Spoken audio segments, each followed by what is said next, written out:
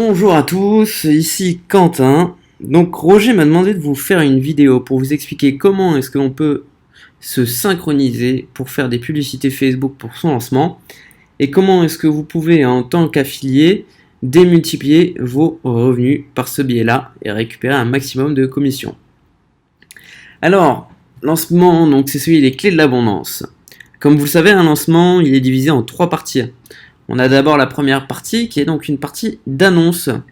Dans cette partie, c'est le meilleur moment pour générer des nouveaux prospects parce que ça nous laisse un peu de temps et surtout ça nous laisse le temps de développer la relation en leur envoyant des vidéos YouTube qui permettent à chacun de se familiariser avec Roger. Ensuite, on a la deuxième partie qui est cette fois le pré-lancement. L'idée du pré-lancement, c'est en général de faire un documentaire. Je ne sais pas encore quel sera le format choisi par l'équipe marketing de Roger là-dessus, mais en tout cas, il est divisé en 3 épisodes.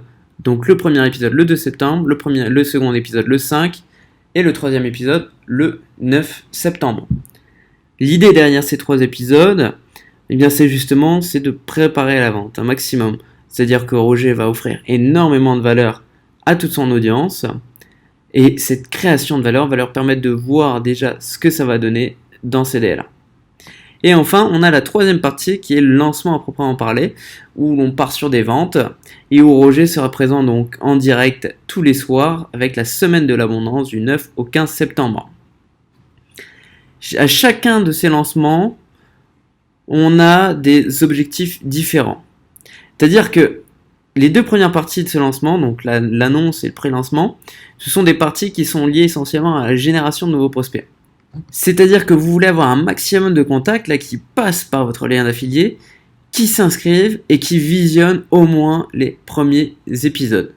Et ensuite, sur la partie 3, on est uniquement sur de la vente, parce que là, c'est trop tard pour amener des nouveaux prospects, étant donné que, comme vous le savez, la vente, ça se passe sous forme de tunnel.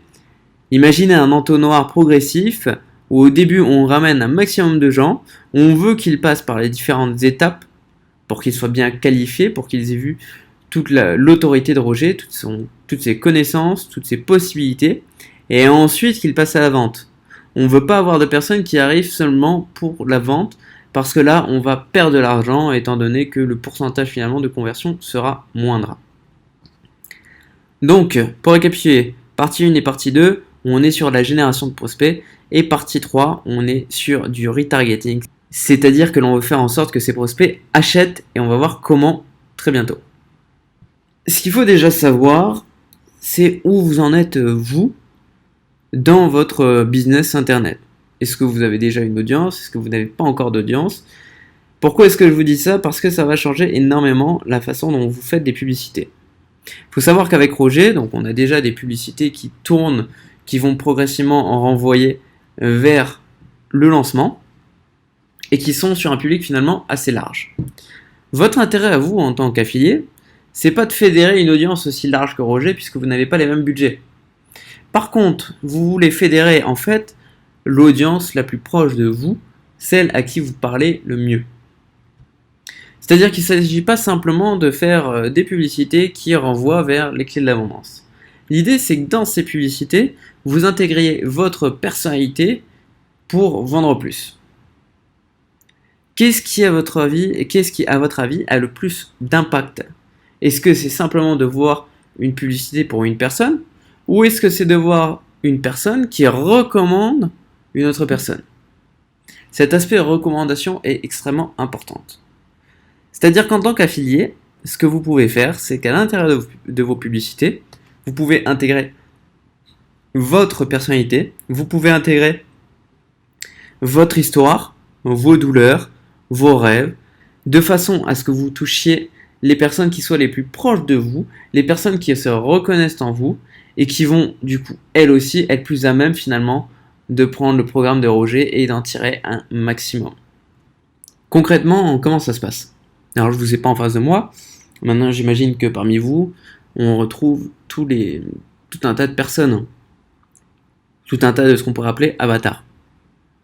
Il y a peut-être des hommes, 30 ans, il y en a peut-être d'autres qui ont 40, 50, 60, on a peut-être des femmes, pareil, qui sont à différentes tranches d'âge, et donc qui ont différents rêves, qui ont différentes souffrances, qui ont différentes priorités. Votre objectif à vous, c'est justement de tirer profit de la puissance de l'algorithme de Facebook pour faire en sorte de toucher uniquement les personnes qui vous correspondent. C'est-à-dire que si vous êtes une femme qui a entre 50 et 60 ans, ce que vous allez faire sur Facebook, c'est que vous allez cibler les femmes de 50 à 60 ans. Vous n'allez pas cibler les hommes, vous n'allez pas cibler les femmes plus jeunes ou les femmes moins jeunes. Vous allez vraiment cibler la tranche d'âge qui vous correspond de façon à ce que dans la publicité, vous ne vous adressiez qu'à ces personnes-là. Lorsque l'on met de l'argent sur Facebook, on paie à chaque vue. Même si on peut avoir différents objectifs, de coût par lead, de coût par prospect, de coût par clic, mais dans les faits, Facebook vous fait payer dès qu'une personne voit ces publicités-là. Donc ce que vous voulez faire en sorte, c'est que uniquement les personnes qui vous correspondent, c'est-à-dire les personnes qui sont les plus à même d'acheter au final, parce que c'est ça votre objectif, et bien que ce soit uniquement ces personnes-là qui voient vos publicités. Donc vous êtes une femme de 50 à 60 ans, vous allez faire une publicité qui s'adresse uniquement aux femmes de 50 à 60 ans. Et ensuite, pourquoi pas, vous allez parler de vos souffrances. Comment est-ce que vous en êtes arrivé là? Comment est-ce que vous avez découvert Roger Hanouna? Et à partir de là, vous pouvez aller encore plus loin dans les intérêts. Mettons que vous ayez un intérêt dans le développement personnel depuis quelques années. Eh bien, vous pouvez aussi cibler dans Facebook des personnes des femmes de 50 à 60 ans, qui ont un intérêt développement personnel. Mettons que vous avez fait un burn-out, ou que vous avez fait une dépression. Eh bien, vous pouvez cibler dans Facebook, alors on va pas parler de personnes qui ont un intérêt dans la dépression, mais des personnes qui ont en tout cas eu à un moment donné, qui ont fait des recherches sur Internet en lien avec ça. C'est ça la puissance de Facebook, c'est que donc Facebook, ils ont un petit bout de code, un pixel, qui est placé sur des millions de sites Internet. Et c'est ce petit code qui permet à Facebook de savoir, tiens, cette personne, elle est sur ce site-là, qui parle de cela, et donc de développer un intérêt. Vous allez plus comprendre dans les faits comment ça va se passer. Alors, partie 1, partie 2, on va faire de la génération de prospects. Vous allez recevoir une page de capture de Roger qui va ressembler à ça. Ok, alors maintenant passons dans la pratique. Comment est-ce qu'on peut générer des prospects? Alors à l'heure actuelle, vous êtes sur une page de capture qui est donc fermée puisque le programme Les Clés de l'Abondance n'est pas disponible pour l'instant. Ce qu'on va faire, c'est que chacun aura sa page de capture. On va mettre des pixels Facebook, on va mettre vos pixels Facebook pour pouvoir traquer vos leads à chaque fois. Lorsque vous avez créé votre publicité, on a une création de publicité normale. Donc là, à l'heure actuelle, je suis sur le compte de Roger. Maintenant, vous allez faire ça avec votre compte. Vous allez choisir votre objectif conversion,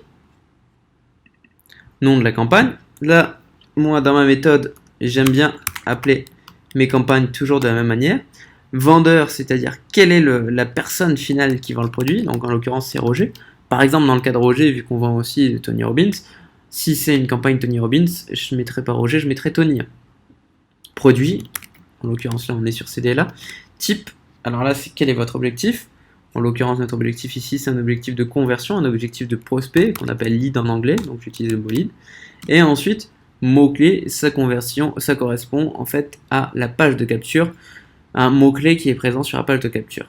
Donc en l'occurrence là pour l'instant on est sur une page d'attente, donc on va mettre en attente. Ok. Donc là, vous avez créé votre campagne. Ensuite, vous allez créer vos ensembles de publicités. Alors, vous choisissez déjà le type que vous voulez. En général, en l'occurrence, on veut du prospect. Alors, le nom de l'ensemble, c'est pareil. Dans l'agence, on a une convention de nommage, en fait, pour s'y retrouver, avec le goal. Donc, l'objectif, produit, CDLA. Le pays, en l'occurrence, là, on est sur la France. France. Langage France, alors bien entendu, vous pouvez cibler Luxembourg, Belgique, tous les pays francophones qui ont un accès en tout cas à un compte bancaire. Ensuite, device, donc ça c'est quel est l'appareil que vous ciblez. Vous savez, vous allez voir très rapidement ça d'ailleurs, moi en général, on ne choisit jamais de placement automatique. Pourquoi? Parce que vous avez plein de placements qui ne sont pas en fait nécessaires et qui vous font perdre plus d'argent parce que les gens ne les voient pas. Enfin, ou du moins les gens ne cliquent pas. Donc là, en l'occurrence, on va faire une publicité uniquement mobile. En général, en mobile, en ce moment, on ajoute aussi régulièrement Messenger parce que ça clique beaucoup. Ensuite, on va choisir son audience. Donc en l'occurrence, là, l'audience, on va partir sur des femmes de 50 à 60 ans avec un intérêt développement personnel. Et ensuite, on va mettre un visuel.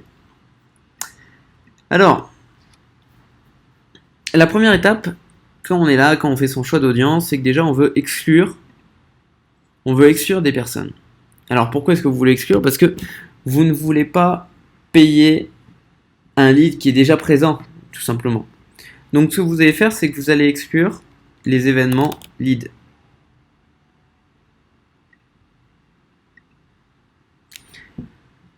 Ensuite, vous allez cibler votre lieu. Alors là, en l'occurrence, on est en Suisse, mais bon, pour cet ensemble-là, on va travailler sur la France.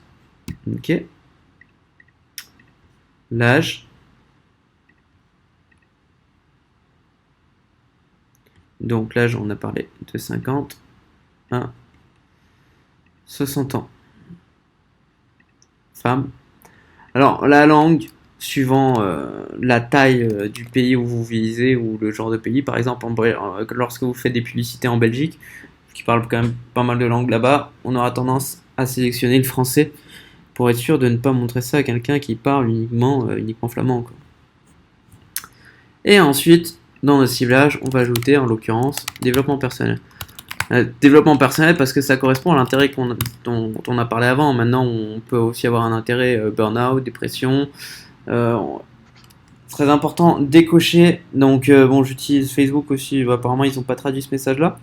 Ce message, ça dit étendre le targeting pour cibler plus de monde à un moindre coût par résultat. Alors, ce qu'il faut savoir, c'est que c'est la technique de Facebook, si vous voulez, pour vous faire dépenser plus. Parce qu'en fait, ils vont pas cibler forcément uniquement les personnes qui vont avoir un intérêt développement personnel. Ils vont essayer d'aller plus loin. Alors, effectivement, vous allez payer moins cher parce qu'il y a moins de personnes. Et encore, ça, c'est même pas dit. Mais surtout, derrière, il faut garder en tête que votre objectif final, c'est l'achat. Donc, ça sert à rien d'afficher votre publicité à des personnes qui ne vont pas acheter au final. Ensuite, dans les placements, on modifie les placements. Donc, comme je vous l'ai dit, tous les appareils, on va décocher bureau. En général, à l'heure actuelle, le portable, c'est ce qui a les déplacements les moins chers. Et dans le cadre d'un lancement comme ça, c'est très intéressant parce qu'en fait, vous savez que l'expérience client, maintenant, elle est multiple. On va avoir une personne qui va surfer sur son portable, qui va ensuite prendre son ordinateur, sa tablette, enfin bref, qui passe un peu partout. Donc l'avantage de cibler les téléphones portables en capture, c'est que vous avez un coût par acquisition qui va être moins cher. Le désavantage du portable, c'est qu'en général, les gens, bon, ils commencent de plus en plus à mettre leur carte de crédit dessus, mais pour les achats, on observe qu'il y a quand même une bonne partie des achats qui se fait encore sur ordinateur de bureau, quoi. Donc ce qu'on fait, c'est qu'on va cibler en fait les téléphones portables pour générer du lead. Par contre, ensuite, quand on va être à la partie 3, la partie vente, on va être plutôt sur du retargeting. Et là, on va cibler vraiment les ordinateurs de bureau.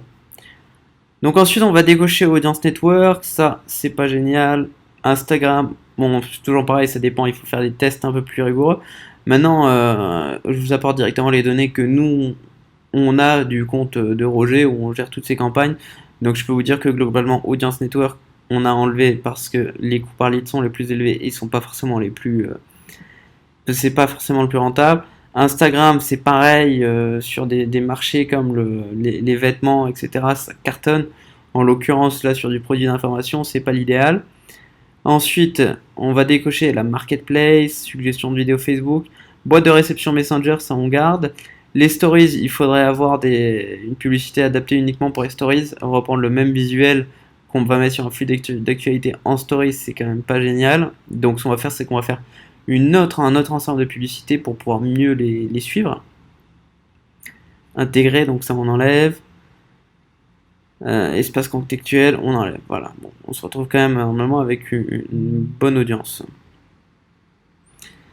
Budget quotidien, alors ça c'est assez tricky. Le budget quotidien, en fait, on va le déterminer en faisant votre coût par lead idéal x 5 ou 10. Votre coût par lead idéal, c'est quoi? C'est combien est-ce que vous voulez payer pour avoir un prospect? En général, sur le marché français, on va être à 1 euro, 1,5 € le prospect, un grand maximum de 2 euros. Maintenant, sur la niche développement personnel, si vous payez plus de 2 euros par lead, en général, ça veut dire que votre publicité n'est pas suffisamment optimisée. Donc, nous, on a un objectif d'1 euro par lead. Du coup, ce qu'on va faire, c'est qu'on va faire 1 euro x 5, ce qui va nous donner notre budget quotidien pour commencer. Donc, ça va faire 5 euros. En l'occurrence, 5 dollars. Pourquoi est-ce qu'on procède de cette manière? Parce qu'on préfère commencer avec plein d'ensembles de publicités avec des petits budgets quotidiens et ensuite augmenter ces budgets au fur et à mesure. C'est-à-dire que quand vous lancez votre campagne, vous allez mettre énormément de différents ensembles. Alors mettons que là on avait un budget quotidien, si on a un budget quotidien en tout sur toute la campagne de 100 euros, ce qu'on va faire c'est qu'on va démarrer cette campagne avec 20 ensembles de publicités. Pourquoi 20 ensembles? Parce qu'on va à chaque fois mettre un budget quotidien minimum donc de 5 euros. Et ensuite, ce qu'on va faire, c'est qu'on va tester. Alors, on va tester tout un tas de facteurs. Donc, on va tester des intérêts, on va tester des visuels. Ce qu'il faut garder en tête, c'est que chaque ensemble doit avoir seulement un seul élément de différent. Ce qui veut dire que, mettons, là, on veut tester. Là, on est sur l'intérêt développement personnel. Ce qu'on veut faire, c'est qu'on va vouloir tester plein de visuels. Donc on va tester 4 à 5 visuels en même temps. Donc ça va nous faire 4 ensembles qui ont à chaque fois un visuel différent, mais qui ont un même intérêt. Ce qui fait déjà 20 euros. Et ensuite, ce qu'on va faire, c'est qu'on va tester encore ces 4 visuels, mais sur un autre intérêt. Donc au lieu de mettre un intérêt développement personnel, on va mettre un intérêt burn-out, dépression et compagnie. Et ainsi de suite. Donc vous voyez finalement, on se retrouve très rapidement à remplir, si on a 100 euros de budget quotidien, on va très vite les remplir. Et ça nous permet aussi d'être très flexible parce que ça permet même avec un budget de 10, 20, 30 euros de commencer à faire quelque chose de bien. Ok, donc ça on va laisser ça comme ça après et on fait continuer. Ok, donc là on crée la publicité. Donc on ne change pas les noms en fait de la publicité étant donné que chaque ensemble de publicité ne doit avoir qu'une seule pub à l'intérieur. Donc on peut garder le même nom. Alors maintenant on va choisir des images. Alors il y a plusieurs façons de faire au niveau du choix des images. C'est vrai que ce que l'on recommande, ce qui fonctionne le mieux dans notre cas, c'est d'avoir des images qui racontent des histoires. C'est-à-dire qu'elles vont pas être forcément en accord, ça n'a pas besoin d'être des photos de Roger en fait, mais ça doit être une image qui va raconter une histoire.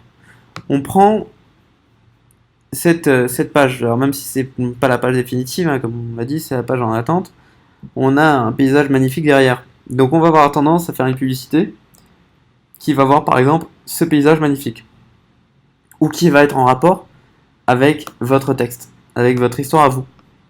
Alors je sais que sur certaines campagnes, on va mettre uniquement des photos extrêmement personnelles.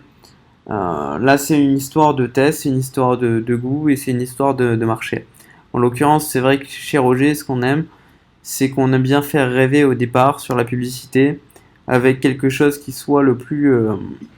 quelque chose qui soit beau, quelque chose qui représente une envie. Alors ça veut dire que sur 4 ensembles de publicités différents, vous allez tester 4 visuels différents, vous allez pas faire que 4 visuels de plage. Vous allez pourquoi pas faire un visuel de plage, vous allez faire un autre visuel qui peut être d'une villa magnifique, vous pouvez faire un autre visuel à la montagne, enfin peu importe.